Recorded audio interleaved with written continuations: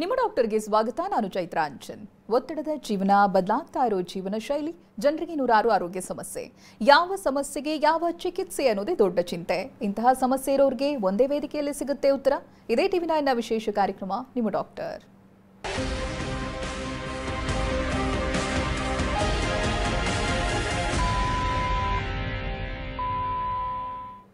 ಆಧುನಿಕ ವೈದ್ಯಕೀಯ ಲೋಕದಲ್ಲಿ ಆದಂಥ ಅನ್ವೇಷಣೆಗಳು ನಮಗೆ ವರವೇ ಸರಿ. ಯಾಕಂದ್ರೆ ಈಗಿರುವ ತಂತ್ರಜ್ಞಾನಗಳು ನಮ್ಮ ಯಾವುದೇ ಆರೋಗ್ಯ ಸಮಸ್ಯೆಯನ್ನ ಸರಿಪಡಿಸುವಂತ ಶಕ್ತಿ ಹೊಂದಿದೆ.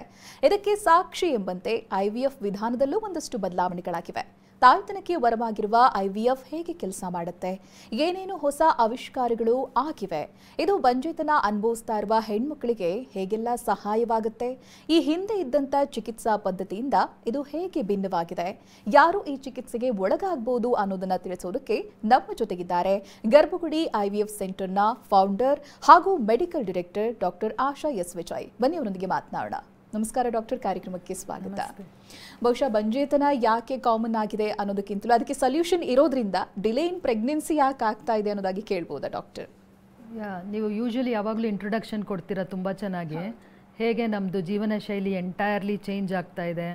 ಆಮೇಲೆ ನೀವು ನೋಡಿರ್ಬೋದು, ನಮ್ಮದು ಎಂಟೈರ್ ಜೀವನ ದಿಕ್ಕು ದೇಶನೇ ಬದಲಾಗ್ಬಿಟ್ಟಿದೆ, ಬೇರೆ ದಿಕ್ಕಲ್ಲಿ ಓಡ್ತಾ ಇದೆ. ಆ ರೂಪರೇಷೆ ಅನ್ನೋದೇ ಚೇಂಜ್ ಆಗೋಗಿದೆ.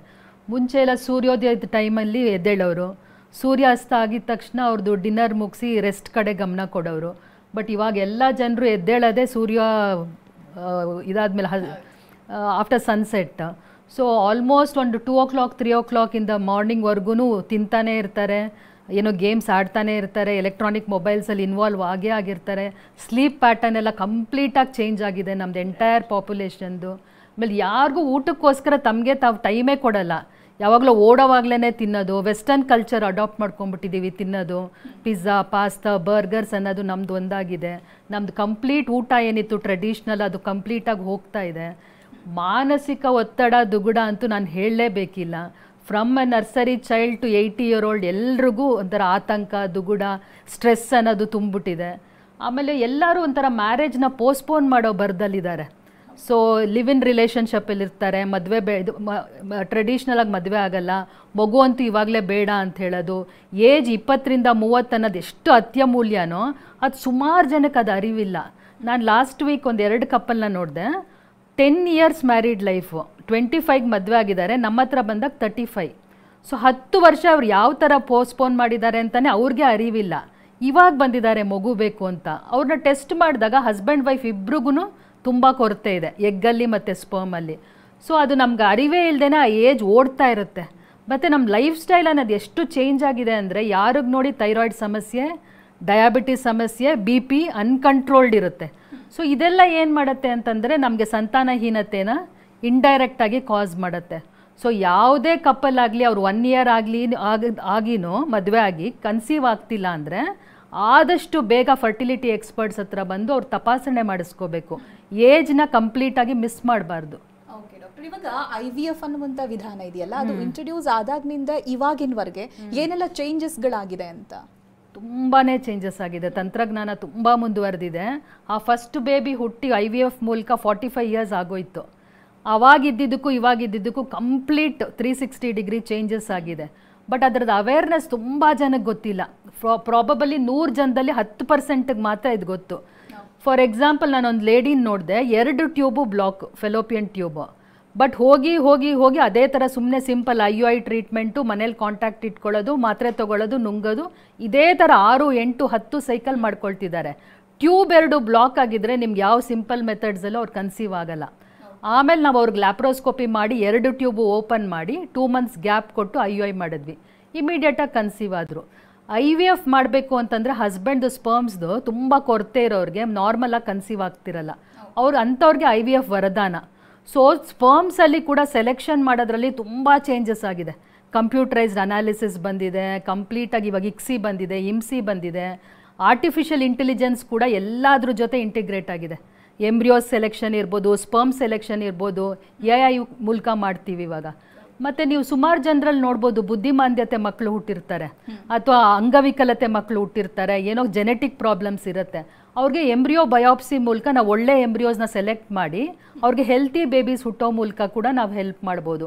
ಆ ಥರ ತುಂಬ ಟೆಕ್ನಾಲಜಿ ಸೈನ್ಸು ದಾಪುಗಾಲು ಹಾಕಿದೆ, ಯಾವುದೋ ಲೆವೆಲ್ಗೆ ಹೋಗಿದೆ. ಅದ್ರ ಬಗ್ಗೆ ಎಲ್ಲ ಅವೇರ್ನೆಸ್ ಮೂಡಿಸ್ಬೇಕು ಅಂತಲೇ ನಮ್ದೊಂದು ಧ್ಯೇಯ.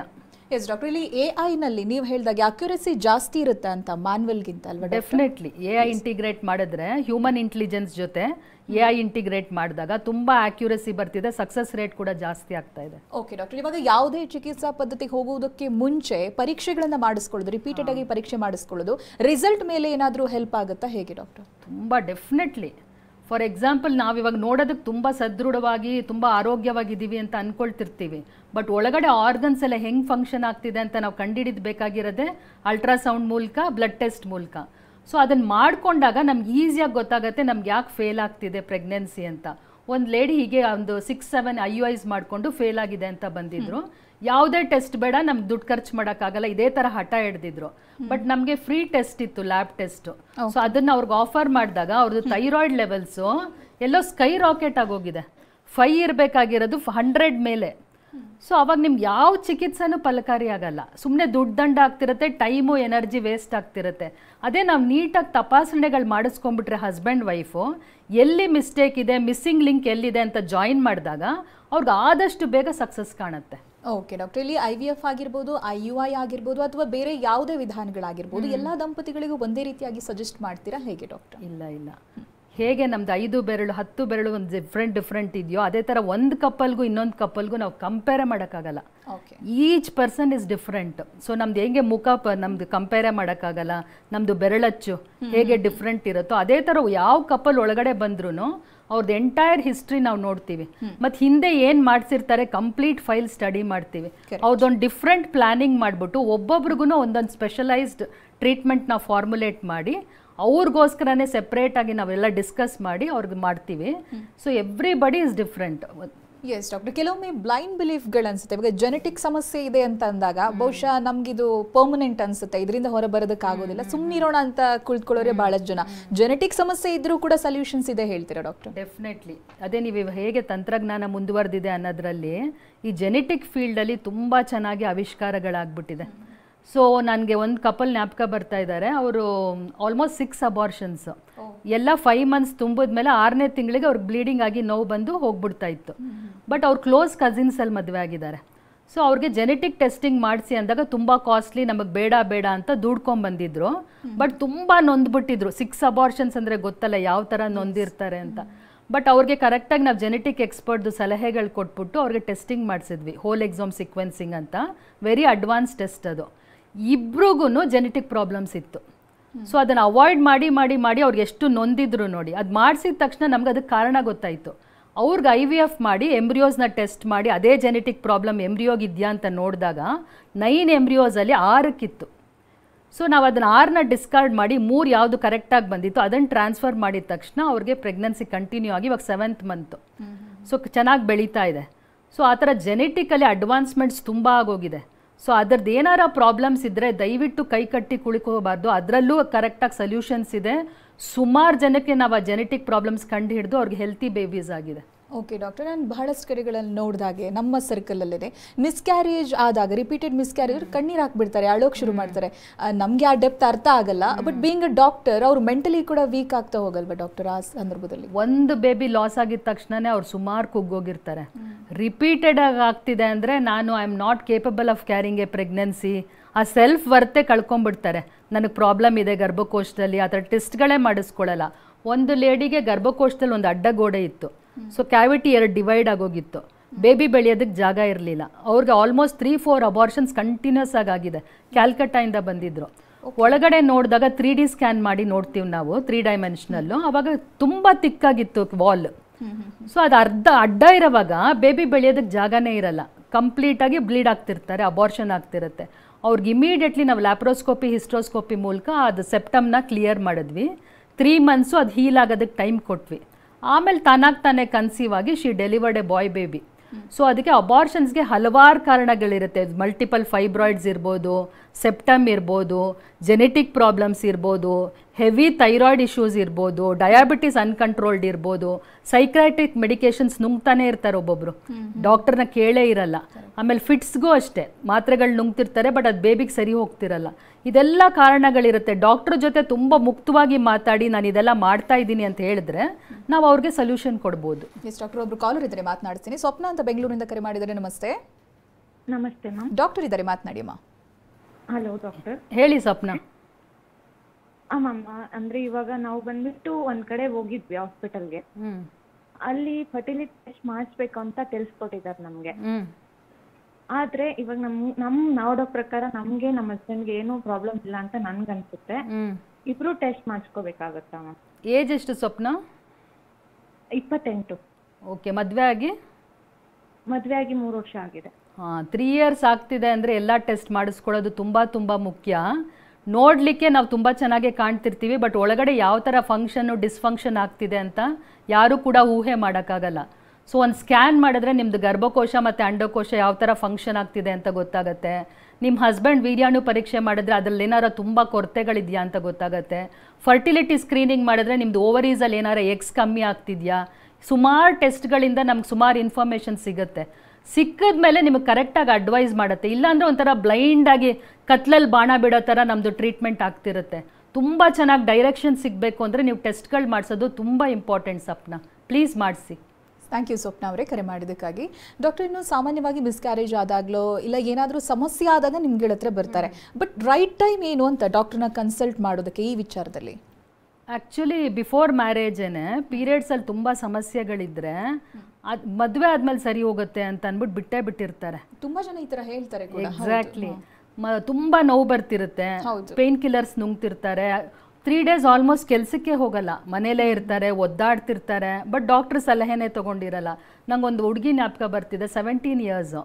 ಎಷ್ಟು ಪೇನ್ ಬರುತ್ತೆ ಅಂದರೆ ಯೂನಿವರ್ಸಿಟಿ ಟಾಪರ್ ಅವಳು, ಎಕ್ಸಾಮ್ಸ್ಗೆ ಹೋಗೋಕ್ಕಾಗಲ್ಲ, ಅಷ್ಟು ಪೇನ್ ಬರುತ್ತೆ. ಒಂದು ರಾತ್ರಿ ಮಿಡ್ನೈಟು ಕೊಲಾಪ್ಸ್ ಆಗಿಬಿಟ್ಟಿದ್ದಾಳೆ ಪೇಯ್ನಿಂದ. ಆಲ್ಮೋಸ್ಟ್ ಎಮರ್ಜೆನ್ಸಿ ಕರ್ಕೊಂಬಂದರು. 2 ಓವರೀಸಲ್ಲಿ ದೊಡ್ಡ ಇದು ರಕ್ತ ಹೆಪ್ಪು ಕಟ್ಟಿರೋ ಗೆಡ್ಡೆಗಳು, ಎಂಡೋಮೆಟ್ರಿಯೋಸಿಸ್ ಅಂತೀವಿ ನಾವು ಅದಕ್ಕೆ. ಸೊ ಇಮ್ಮಿಡಿಯೇಟಾಗಿ ಅವಳಿಗೆ ಲ್ಯಾಪ್ರೋಸ್ಕೋಪಿ ಮಾಡಿ ಆ ಪೇಯ್ನ್ಗೆಲ್ಲ ಕಮ್ಮಿ ಮಾಡಿದ್ಮೇಲೆ ಅವಳು ನೆಕ್ಸ್ಟ್ ಡೇ ಹೋಗ್ಬಿಟ್ಟು ಎಕ್ಸಾಮ್ಸ್ ಬರೆದ್ಲು.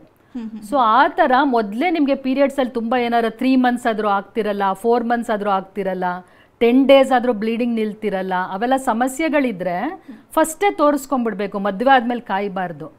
ಆಮೇಲೆ ಮದುವೆ ಆದಮೇಲೆ ಕೂಡ 1 ಇಯರ್, 1.5 ಇಯರ್ಸ್, 2 ಇಯರ್ಸ್ ಆದರೂ ಅವ್ರಿಗೆ ರಿಸಲ್ಟ್ಸ್ ಬರ್ತಿಲ್ಲ ಅಂತಂದರೆ ಆದಷ್ಟು ಬೇಗ ಡಾಕ್ಟ್ರನ್ನ ಅಪ್ರೋಚ್ ಮಾಡಬೇಕು. ನಾವು ತುಂಬ ಜನ ನೋಡಿದ್ದೀವಿ, ಹರಕೆ, ಪೂಜೆ, ತೀರ್ಥಯಾತ್ರೆ ಆ ಥರ ಸುಮಾರು ಕಡೆ ಸುತ್ತುತ್ತಾ ಇರ್ತಾರೆ, ಅವ್ರ ಏಜ್ ಕಡೆ ಗಮನನೇ ಕೊಡಲ್ಲ. ದೇವ್ರಿಗೆ ಪ್ರಾರ್ಥನೆ ಮಾಡಲೇಬೇಕು, ಫೈನಲಿ ಕರುಣಿಸೋದು ಅವನೇನೆ. ಬಟ್ ಡಾಕ್ಟ್ರಿಗೂ ಕೂಡ ಒಂದ್ಸಲಿ ಬಂದು ತೋರಿಸಿದ್ರೆ ಈ ಥರ ಟ್ಯೂಬಲ್ ಬ್ಲಾಕ್ ಆಗಿದ್ದರೆ, ಫೈಬ್ರಾಯ್ಡ್ಸ್ ಇದ್ದರೆ, ಇವಾಗ ಹೇಳಿದ್ನಲ್ಲ ರಕ್ತ ಹೆಪ್ಪು ಕಟ್ಟಿದ್ರೆ ಅದು ಕ್ಲಿಯರ್ ಮಾಡಿಬಿಡ್ಬೋದು ಈಸಿಯಾಗೆ, ಮನೇಲೇ ಕನ್ಸೀವ್ ಆಗಿಬಿಡ್ತಾರೆ. ಸೊ ಎರಡೂ ಮಾಡಬೇಕು ಅಂತ ನಾನು ಕೇಳೋದು. ಎಸ್ ಡಾಕ್ಟರ್, ಬಹಳಷ್ಟು ಬಾರಿ ಇದು ಪ್ರೆಗ್ನೆನ್ಸಿ ವಿಷಯ ಆಗಿದ್ರಿಂದ ಒಂದು ಮೆಂಟಲಿ ವೀಕ್ ಆಗೋದು ಮಿಸ್ಕ್ಯಾರೇಜಲ್ಲಿ, ಮತ್ತೊಂದು ರಾಂಗ್ ಗೈಡೆನ್ಸ್, ರಾಂಗ್ ಸೆಂಟರ್ಗಳು, wrong doctors consultation, wrong treatment, ಇದು ಕೂಡ ಇಂಪ್ಯಾಕ್ಟ್ ಆಗ್ತಾ ಹೋಗುತ್ತೆ. ಈ ಗರ್ಭಗುಡಿ ಇಸ್ ರೈಟ್ ಅನ್ನೋದು ಕೆಲವೊಂದು ರಿಸಲ್ಟ್ಗಳ ಮೂಲಕ ಗೊತ್ತಾಗುತ್ತೆ. ಅದನ್ನ ಹೊರತಾಗಿ ನೀವೇನು ಹೇಳ್ತೀರಾ? ಆ್ಯಕ್ಚುಲಿ ತುಂಬ ಇಂಪಾರ್ಟೆಂಟ್ ಪಾಯಿಂಟ್ ನೀವು ಹೇಳ್ತಿರೋದು. ತುಂಬ ರಾಂಗ್ ಹ್ಯಾಂಡ್ಸಲ್ಲಿ ಲ್ಯಾಂಡ್ ಅಪ್ ಆಗಿ ಹೋಗ್ತಾರೆ. ನಾನು ಇವಾಗ ಹೇಳಿದ್ನಲ್ಲ ಕ್ಯಾಲ್ಕಟ್ಟಾಯಿಂದ ಬಂದಿರೋ ಅವ್ರಿಗೆ ಸೆಪ್ಟಮ್ ಫುಲ್ ತೆಗ್ದೇ ಇಲ್ಲ, ಅರ್ಧಂಬರ್ಧ ಮಾಡಿದ್ದಾರೆ. ಆಮೇಲೆ ಒಂದು ಅನ್ಮ್ಯಾರಿಡ್ ಗರ್ಲು ಪೇಯ್ನ್ ಅಂತ ಹೋಗಿದ್ದಾರೆ ಯಾವುದೋ ಹಾಸ್ಪಿಟ್ಲಲ್ಲಿ, ಯಾರೋ ಗೈನಕಾಲಜಿಸ್ಟ್ ಆ ಥರ ಓದಿರೋರು ನೋಡಿಲ್ಲ, ಯಾರೋ ಬೇರೆ ನೋಡಿದ್ದಾರೆ, ಓವರಿನೇ ತೆಗ್ದುಬಿಟ್ಟಿದ್ದಾರೆ. ಬಟ್ ಡಿಸ್ಚಾರ್ಜ್ ಸಮರಿನೂ ಕೊಟ್ಟಿಲ್ಲ. ನಾವು ಸ್ಕ್ಯಾನ್ ಮಾಡಿದಾಗ ಒಂದು ಓವರಿ ಕಾಣಿಸ್ಲಿಲ್ಲ. ಅವಾಗ ಕೂತ್ಕೊಂಡು ಮಾತಾಡಿದಾಗ ಅವ್ರ ತಾಯಿ ಜ್ಞಾಪಿಸ್ಕೊಂಡ್ರು, ಎಮರ್ಜೆನ್ಸಿಗೆ ಹೋದ್ವಿ, ಗೆಡ್ಡೆ ಇದೆ ಅಂತ ತೆಗೆದ್ರು ಅಂತ. ಬಟ್ ನೋಡಿದ್ರೆ ಅಷ್ಟು ಸಣ್ಣ ಹುಡುಗಿಗೆ ಓವರಿ ತೆಗೆದ್ಬಿಟ್ಟಿದ್ದಾರೆ. So right treatment, right doctor ಹತ್ರ ಬರೋದು ತುಂಬ ಇಂಪಾರ್ಟೆಂಟ್, ಎಸ್ಪೆಷಲಿ ಈ ಫರ್ಟಿಲಿಟಿ ಫೀಲ್ಡಲ್ಲಿ. ಇಲ್ಲಾಂದರೆ ಡ್ಯಾಮೇಜ್ ತುಂಬ ಆಗುತ್ತೆ. ನಾವು ಗರ್ಭಗುಡಿಗೆ ಒಳಗಡೆ ಬಂದ ತಕ್ಷಣನೂ ಅಷ್ಟೇ ಅವ್ರದ್ದು ಕಂಪ್ಲೀಟ್ ಪ್ರೀವಿಯಸ್ ಹಿಸ್ಟ್ರಿ ತೊಗೊಂಡು ಏನೇನು ಇನ್ವೆಸ್ಟಿಗೇಷನ್ ಆಗಿದೆ ಅಂತ ನೋಡ್ಬಿಟ್ಟು you have come to the right place ಅನ್ನೋದು ಅವ್ರ ಮೈಂಡ್ಗೆ ಹಾಕ್ತೀವಿ. ಅವಾಗ ಅವ್ರಿಗೆ ಟ್ರಸ್ಟು ಬಿಲೀಫು ಜಾಸ್ತಿ ಆಗುತ್ತೆ. ಆಮೇಲೆ ನಮ್ಮ ಕೌನ್ಸಿಲರ್ಸ್, ಡಾಕ್ಟರ್ಸ್ ಕೂಡ ತುಂಬ ಎಂಪತಿಯಿಂದ ತುಂಬ ಅರ್ಥ ಮಾಡಿಕೊಂಡು ಪೇಷಂಟ್ಗೆ ತುಂಬ ಟೈಮ್ ಕೊಡ್ತಾರೆ. ಅವಾಗ ಅವ್ರಿಗೊಂಥರ ಡಾಕ್ಟರ್ ಪೇಷಂಟ್ ರಿಲೇಷನ್ಶಿಪ್ಪೇ ಚೇಂಜ್ ಆಗುತ್ತೆ. ಎಕ್ಸ್ಪರ್ಟ್ ಡಾಕ್ಟರ್ ಎಂಬ್ರಿಯಾಲಜಿಸ್ಟ್ ಇರೋದ್ರಿಂದ ಒಳಗಡೆ ಸೈಂಟಿಫಿಕ್ ಕೆಲಸನೂ ತುಂಬ ಚೆನ್ನಾಗಿ ನಡೆಯುತ್ತೆ. ಒಂದೊಂದು ಪ್ರೆಗ್ನೆನ್ಸಿ ಪಾಸಿಟಿವ್ ಬಂದಾಗ್ಲೂ ಅವ್ರಿಗಿಂತ ಜಾಸ್ತಿ ಖುಷಿ ನಾವು ಪಡ್ತೀವಿ. ಸೊ ಎಂಟೈರ್ ಎನ್ವೈರ್ನ್ಮೆಂಟ್ ತುಂಬ ಚೆನ್ನಾಗಿರುತ್ತೆ. ಆಮೇಲೆ ಆಲ್ರೆಡಿ ಟ್ರೀಟ್ಮೆಂಟ್ ಪಡ್ತಿರೋರ ಹತ್ರ ನಾವು ರಿವ್ಯೂಸ್ ಕೇಳಿದಾಗ ಅವ್ರದ್ದು ತುಂಬ ಬಿಲೀಫ್ ಲೆವೆಲ್ಸ್ ತುಂಬ ಜಾಸ್ತಿ ಆಗುತ್ತೆ. ಸೊ ಗರ್ಭಗುಡಿಲಿ ರೈಟ್ ವರ್ಕ್ ನಡೆಯೋದ್ರಿಂದ ಬೆಸ್ಟ್ ಸೆಂಟರ್ ಅಂತ ನಾನು ಹೇಳ್ತೀನಿ. ಓಕೆ ಡಾಕ್ಟರ್, ಒಬ್ರು ಕಾಲರ್ ಇದ್ದಾರೆ, ಮಾತನಾಡಿಸ್ತೀನಿ. ಕಾವ್ಯ ಅಂತ. ನಮಸ್ತೆ. ನಮಸ್ಕಾರ ಡಾಕ್ಟರ್. ನಮಸ್ತೆ ಡಾಕ್ಟರ್ ಇದ್ದಾರೆ, ಮಾತನಾಡಿ. ಹೇಳಿ ಕಾವ್ಯ. ನಮಸ್ಕಾರ ಡಾಕ್ಟರ್, ನಾನು ಗುಲ್ಬರ್ಗದಿಂದ ಮಾತಾಡ್ತಾ ಇದ್ದೀನಿ. ನನಗೆ ಏಜ್ ಬಂದು 35 ಆಗಿದೆ. ನಮ್ಮ ಹಸ್ಬೆಂಡ್ಗೆ 38 ಆಗಿದೆ. ನನಗೆ 2 ಸತಿ IU ಟ್ರೀಟ್ಮೆಂಟ್ ಆಗಿತ್ತು, ಬಟ್ ನೆಗೆಟಿವ್ ಬಂದ್ಬಿಟ್ಟಿದೆ. ಬಟ್ ಈ ಪ್ರೋಗ್ರಾಮ್ ನೋಡಿ ಏನೋ ಸಂತೋಷ ಆಗ್ತಿದೆ. ನನ್ಗೆ ಏನ್ ಟ್ರೀಟ್ಮೆಂಟ್ ನೀವು ಸಜೆಸ್ಟ್ ಮಾಡ್ಬೋದು ಡಾಕ್ಟರ್? ನಿಮಗೆ ಮ್ಯಾರೇಜ್ ಆಗಿ 6 ಇಯರ್ಸ್ ಆಗಿದೆ. ಓಕೆ, 6 ವರ್ಷ ಆಗಿದೆ, 35 ಇಯರ್ಸ್ ಆಗಿದೆ ಅಂದರೆ ತುಂಬ ವೆಯ್ಟ್ ಮಾಡಬಾರ್ದು. ಆದಷ್ಟು ಬೇಗ ಟ್ಯೂಬಲ್ ಟೆಸ್ಟ್ ಎಲ್ಲ ಮಾಡ್ಕೊಂಡು IO ಯಾಕೆ ಫೇಲ್ ಆಗ್ತಿದೆ ಅಂತ ನೋಡಿ ನೀವು ಆದಷ್ಟು ಬೇಗ IVFಗೆ ಮೊರೆ ಹೋಗೋದು ಒಳ್ಳೆಯದು. ಯಾಕಂದರೆ IVF ಸಕ್ಸಸ್ ರೇಟ್ ತುಂಬ ಜಾಸ್ತಿ ಇರುತ್ತೆ IUIಗಿಂತ. ಲ್ಯಾಪ್ರೋಸ್ಕೋಪಿ ಏನಾರ ಡಾಕ್ಟರ್ ಸಜೆಸ್ಟ್ ಮಾಡಿದ್ರೆ ಆದಷ್ಟು ಬೇಗ ಮಾಡಿಸ್ಕೊಳ್ಳಿ, ಸೊ ದಟ್ ನಿಮ್ಮ ಫ್ಯಾಮ್ಲಿನೂ ಕಂಪ್ಲೀಟ್ ಆಗುತ್ತೆ. ಟೈಮ್ ವೇಸ್ಟ್ ಮಾಡಬೇಡಿ. 35 is very very precious. Thank you ಕರೆ ಮಾಡಿದ್ದಕ್ಕಾಗಿ. ಡಾಕ್ಟರ್, ಇನ್ನು ಟೈಮು, ದುಡ್ಡು, ವಯಸ್ಸು ಇದು ಯಾವುದು ಒಂದಕ್ಕೊಂದು ಕನೆಕ್ಟೇ ಆಗಲ್ಲ. ಕರಿಯರ್ ಅಂತ ಪೋಸ್ಟ್ಪೋನ್ ಮಾಡಿರೋದು ಆಮೇಲೆ ದೊಡ್ಡ ಏಟೆ ಕೊಟ್ಬಿಡುತ್ತೆ. ಈ ವಿಷಯದಲ್ಲೂ ಹಾಗೆ ಆಗುತ್ತೆ ಅಂತ. ಪ್ರೆಗ್ನೆನ್ಸಿ ವಿಷಯದಲ್ಲಿ ಮುಂದೂಡೋದು ಎಷ್ಟು ತೊಂದರೆ ಆಗುತ್ತೆ. ಇದು ಎವ್ರಿ ಡೇ ನೋಡ್ತೀನಿ ನಾನು.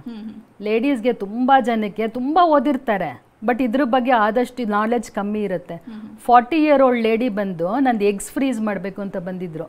ಓಕೆ, ಮಗು ಅಲ್ಲ, ಎಗ್ಸ್ ಫ್ರೀಸ್ ಮಾಡೋದಕ್ಕೆ ಕೇಳಿದಾಗ ಯಾಕೆ ಅಂತ, ನಾನು ಇನ್ನೂ ಮ್ಯಾರೇಜ್ ಪ್ಲ್ಯಾನ್ ಮಾಡಿಲ್ಲ, ನಂಗೆ ರೈಟ್ ಹಸ್ಬೆಂಡ್ ಆಗೋವಂಥ ವ್ಯಕ್ತಿ ಇನ್ನೂ ಸಿಕ್ಕಿಲ್ಲ, ಸೊ ನಮ್ಗೆ ಎಗ್ ಫ್ರೀಸ್ ಮಾಡಿಬಿಡಿ ಆಮೇಲೆ ನಾನು ಮದುವೆಯಾಗಿ ಬರ್ತೀನಿ ಅಂತ.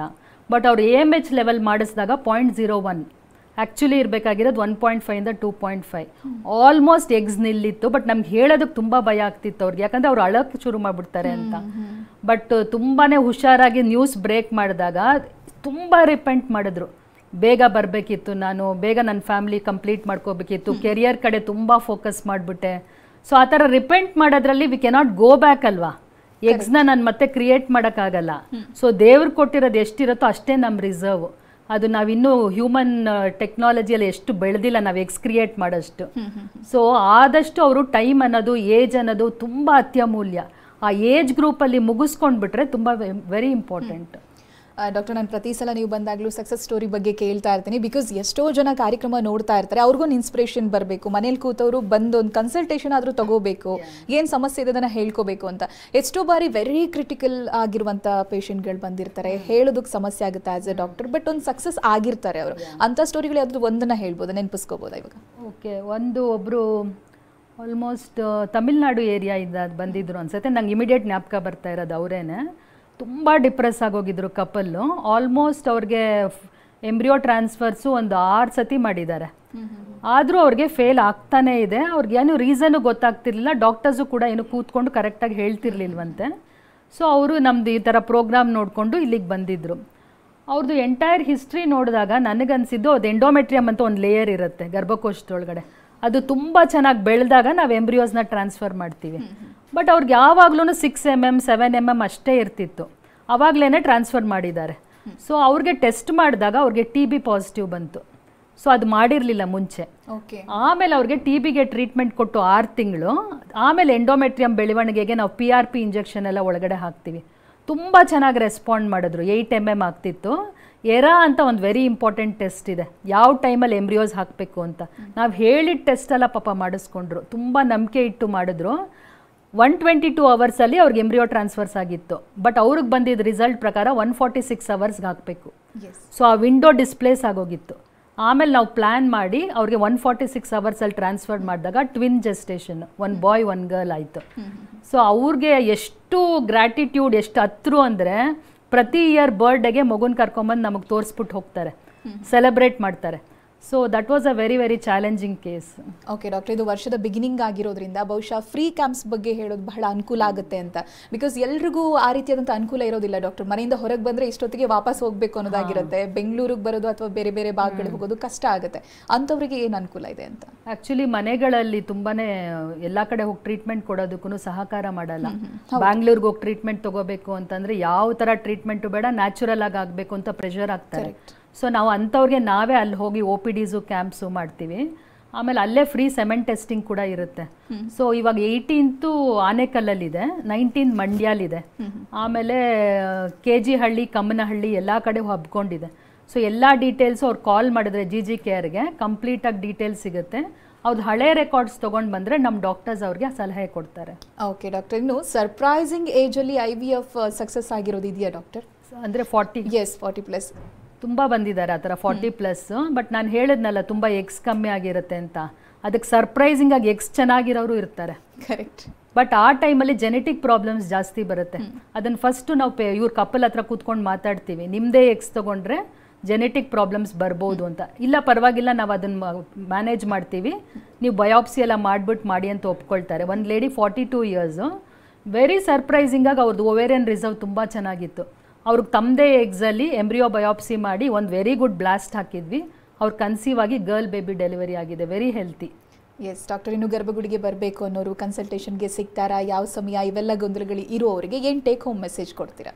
ಅವ್ರಿಗೆ ಏನು ಗೊಂದಲ ಇದ್ರೂ ನಮ್ಮ ಜೊತೆ ಆನ್ಲೈನ್ ಕನ್ಸಲ್ಟೇಷನ್ಸ್ ಮಾಡ್ಬೋದು. ಎಲ್ಲಿಂದ ಎದ್ದು ಕೂಡ ನಾವು ಮೀಟ್ ಮಾಡ್ತೀವಿ.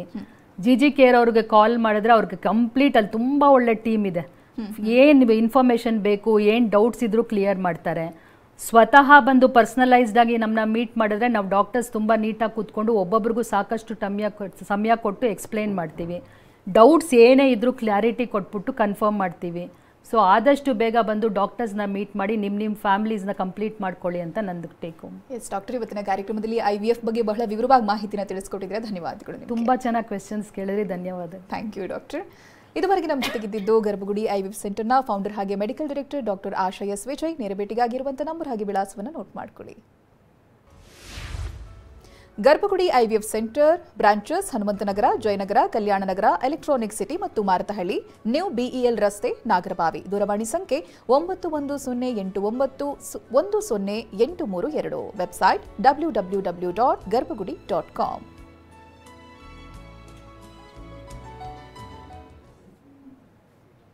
ಇದು ಹೊತ್ತಿನ ವಿಶೇಷ. ನಿರಂತರ ಸುದ್ದಿಗಾಗಿ ನೋಡ್ತಾ ಇರಿ TV9.